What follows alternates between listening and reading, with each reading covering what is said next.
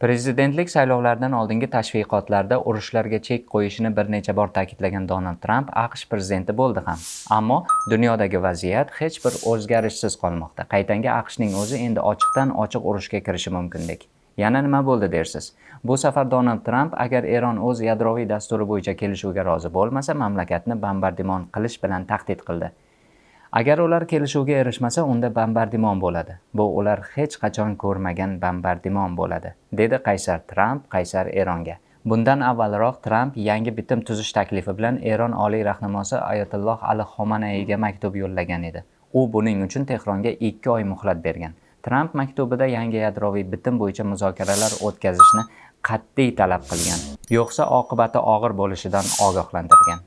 Xabarlarga ko'ra, Eron oliy rahnamosi 12-mart kuni maktubni olgan. Trampning muzokaralar haqidagi taklifini yolg'on dedi.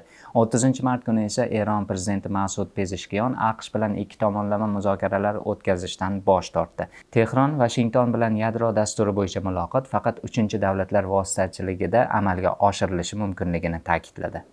AQShning tahdidlari Eronni shu vaqtgacha cho'chitmagan. Ular hatto Vashington bilan urushga kirishga tayyor. Masalan, hozir ham ular AQSh hujumiga javob tayyorlamoqda. Bu haqida Tehron Times xabar berdi.